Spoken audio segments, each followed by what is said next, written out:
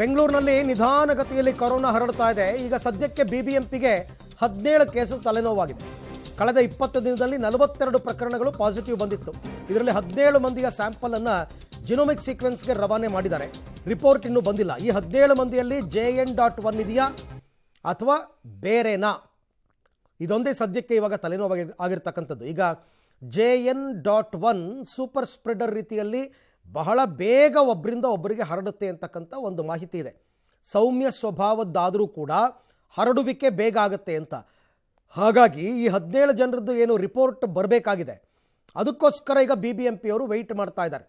ಅವಾಗ ಒಂದು clear picture ಸಿಗುತ್ತೆ. 17 ಜನಕ್ಕೆ ಬಂದಿರತಕ್ಕಂಥದ್ದು JN.1 ಅಲ್ವಾ ಅಂತಕ್ಕಂಥದ್ದು ಗೊತ್ತಾದರೆ ಆಗ ಇದು ಬೆಂಗಳೂರಿನಲ್ಲಿ ಎಷ್ಟರ ಮಟ್ಟಿಗೆ ಹೊಸ ಉಪತಳಿ ವ್ಯಾಪಿಸಿದೆ.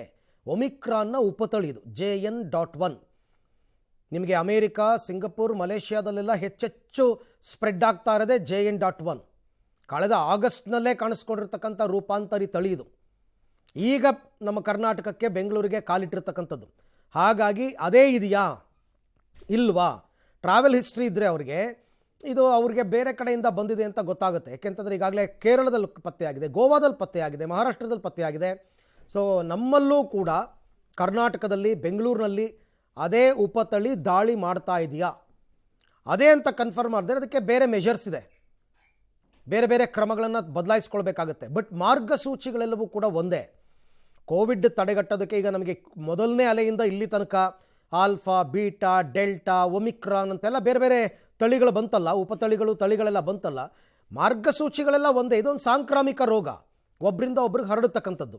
ಅದೇ ಆತಂಕ, ಒಬ್ಬರಿಂದ ಒಬ್ಬರಿಗೆ ಇದು ಹರಡುತ್ತೆ ಅಂತಕ್ಕಂಥದ್ದೇ ಆತಂಕ. ಆದರೆ ಸ್ವಲ್ಪ ಮನಸ್ಸಿಗೆ ನೆಮ್ಮದಿ ವಿಚಾರ ಏನಂತಂದರೆ, ಈಗ ಯಾರ್ಯಾರಿಗೆ ಪಾಸಿಟಿವ್ ಬಂದಿದೆಯೋ 90% ಅವ್ರ ಕುಟುಂಬಸ್ಥರಿಗೆಲ್ಲ ನೆಗೆಟಿವ್ ಬಂದಿದೆ. ಹಾಗಾಗಿ ಇದು ಸೂಪರ್ ಸ್ಪ್ರೆಡರ್ ರೀತಿಯಲ್ಲಿ ವರ್ತಿಸ್ತಾ ಇಲ್ಲ. ಹಾಗಾದರೆ ಇದು ಯಾವ ತಳಿ, JN.1 ಅಥವಾ ಹಳೆಯ ತಳಿನ, ಒಮಿಕ್ರಾನ, ಗೊತ್ತಿಲ್ಲ. ಒಮಿಕ್ರಾನೇ ಕಾಣಿಸ್ಕೊತಾ ಇದೆಯಾ, ಅದು ಗೊತ್ತಿಲ್ಲ. ಇವೆಲ್ಲವೂ ಗೊತ್ತಾಗಬೇಕು ಅಂತಂದರೆ ನಮಗೆ ಜಿನೋಮಿಕ್ ಸೀಕ್ವೆನ್ಸಿಂಗ್ ರಿಪೋರ್ಟ್ ಬರಬೇಕಾಗುತ್ತೆ. ಅದಕ್ಕೋಸ್ಕರನೇ BBMP ಆರೋಗ್ಯ ವಲಯ ಸ್ಥಾಯಿ ಸಮಿತಿಯವರೆಲ್ಲ ವೆಯ್ಟ್ ಮಾಡ್ತಾ ಇದ್ದಾರೆ. ಆರೋಗ್ಯ ಅಧಿಕಾರಿಗಳೆಲ್ಲರೂ ಕೂಡ ಬರಬಹುದು ಇವತ್ತು, ನಾಳೆ, ನಾಡಿದ್ದರಲ್ಲಿ. ಅದು ಸದ್ಯಕ್ಕೆ ರಾಜ್ಯದಲ್ಲಿ ಇವಾಗ 92 ಸಕ್ರಿಯ ಕೇಸ್ಗಳಿದೆ. ಈ ಬಗ್ಗೆ ಮತ್ತಷ್ಟು ಮಾಹಿತಿ ನನ್ನ ಕೊಲೀಗ್ ಲೋಕೇಶ್ ಅವರಿಂದ ಪಡೆಯೋಣ. ಲೋಕೇಶ್, ಈಗ 17 ಸ್ಯಾಂಪಲ್ಗಳನ್ನು ಏನು ಜಿನೋಮಿಕ್ ಸೀಕ್ವೆನ್ಸ್ಗೆ ಕಳಿಸಿದ್ದಾರೆ, ಯಾವ ಮಾನದಂಡದಲ್ಲಿ ಈ 17 ಸ್ಯಾಂಪಲ್ಸ್ಗಳನ್ನ ಕಳಿಸಿದ್ದಾರೆ, ಮತ್ತು ಇದರ ರಿಪೋರ್ಟ್ ಯಾವಾಗ ಬರಬಹುದು, ಇದ್ರ ಬಗ್ಗೆ ಏನಿದೆ ಅಪ್ಡೇಟ್ಸ್ ಅಂತ? ಅರವಿಂದ್, ಈಗ ಜಿನೋಮಿಕ್ ಸೀಕ್ವೆನ್ಸ್ ಕಳಿಸಿರ್ತಕ್ಕಂಥ ಮಾನದಂಡ ಅಂತಂದರೆ CT ವ್ಯಾಲ್ಯೂ ಅವ್ರಿಗೂ 25%ಗಿಂತ ಒಳಭಾಗದೇ ಇದ್ದ ಕಾರಣಕ್ಕೋಸ್ಕರ ಅವರಿಗೆ ಆ ಜಿನೋಮಿಕ್ ಸೀಕ್ವೆನ್ಸ್ಗೆ ಸ್ಯಾಂಪಲನ್ನು ಕಳಿಸಲಾಗಿದೆ. ಅದೊಂದೇ ಅಲ್ಲ, ಅವರು ಬೇರೆ ಬೇರೆ ಕಾಯಿಲೆಯಿಂದ ಬಳಲ್ತಾ ಇದ್ದು, ಕೋವಿಡ್ ಕೂಡ ಪಾಸಿಟಿವ್ ಆಗಿತ್ತು. ಆ ಕಾರಣಕ್ಕೋಸ್ಕರ ಅವರಲ್ಲಿ ಏನಾದರೂ ಈ ರೀತಿಯ ಉಪತಳಿ ಏನಾದರೂ ಕಾಣಿಸ್ಕೊಂಡಿದೆ ಅನ್ನುವಂಥದ್ದು ಕೂಡ ಕಾರಣ ಆಗಿದೆ. ಅದಲ್ಲದೆ ಈಗೇನು JN.1 ಇರ್ತಕ್ಕಂಥ ರೋಗ ಲಕ್ಷಣ ಏನಿದೆ, ಆ ಎಲ್ಲ ರೋಗ ಲಕ್ಷಣಗಳು ಕೂಡ ಕೆಲವೊಂದಿಷ್ಟು ಪಾಸಿಟಿವ್ ಬಂದ ರೋಗಿಗಳಲ್ಲಿ ಕಾಣಿಸ್ಕೊಂಡಿತ್ತು. ಹಾಗಾಗಿ ಅವರ ಸ್ಯಾಂಪಲ್ಗಳನ್ನು ಕೂಡ ಈಗ ಕಳಿಸ್ಕೊಡ್ಲಾಗಿದೆ. ಡಿಸೆಂಬರ್ 1ರಿಂದ 19ನೇ ತಾರೀಕುವರೆಗೂ ಬೆಂಗಳೂರಿನಲ್ಲಿ ಒಟ್ಟು 42 ಕೇಸ್ಗಳು ದಾಖಲಾಗಿದೆ.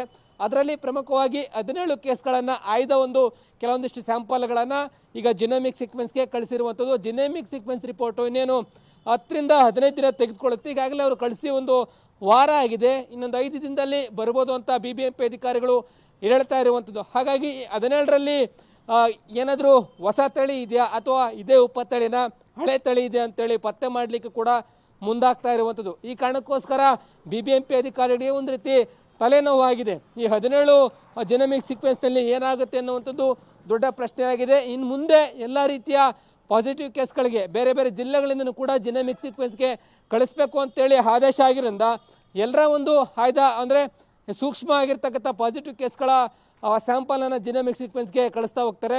ಈ 17 ಕೇಸ್ಗಳ ರಿಪೋರ್ಟು ಏನಾಗುತ್ತೆ ಅಂತೇಳಿ ಕಾದು ನೋಡಬೇಕಾಗಿದೆ. ಒಂದು ವೇಳೆ ಜಿನೋಮಿಕ್ ಸೀಕ್ವೆನ್ಸಲ್ಲಿ ಏನಾದರೂ ಇದು JN.1 ಅಂತಲೇ ಏನಾದರೂ ಪತ್ತೆ ಆದರೆ ಅದಕ್ಕೆ ತೆಗೆದುಕೊಳ್ಬೇಕಾದಂಥ ಕ್ರಮಗಳನ್ನು ತೆಗೆದುಕೊಳ್ತಾರೆ. ಈಗಾಗಲೇ ಅವರಿಗೆ ಪಾಸಿಟಿವ್ ಬಂದಂಥವ್ರಿಗೂ ಕೂಡ ರಿಕವರಿ ಆಗಿ ಗುಣಮುಖರಾಗಿದ್ದಾರೆ. ಯಾವುದೇ ರೀತಿಯ ಆತಂಕ ಇಲ್ಲ. ಪ್ರಮುಖವಾಗಿ ಆತಂಕ ಇರುವಂಥದ್ದು ಈಗ ಈ ಹೃದಯ ಸಂಬಂಧಿ ಕಾಯಿಲೆಯಿಂದ ಬಳಲ್ತಾ ಇದ್ದವರು, ILI ಸಾರಿ ಕೇಸ್ಗಳ ಮೇಲೆ ಹೆಚ್ಚು ಆತಂಕ ಇದೆ. ಹಾಗಾಗಿ ಅವ್ರ ಮೇಲೆ ಹೆಚ್ಚು ನಿಗಾ ವಹಿಸಲು ಈ ಒಂದು ಜಿನೋಮಿಕ್ ಸೀಕ್ವೆನ್ಸ್ ರಿಪೋರ್ಟ್ ಬರಬೇಕಾಗಿದೆ ಅರವಿಂದ್. ಓಕೆ, ಹಾಗೆ ಸಂಪರ್ಕದಲ್ಲಿ ಇರಿ ಲೋಕೇಶ್, ನಿಮ್ಮ ಜೊತೆ ನಾನು ಮತ್ತೆ ಮಾತನಾಡ್ತೀನಿ.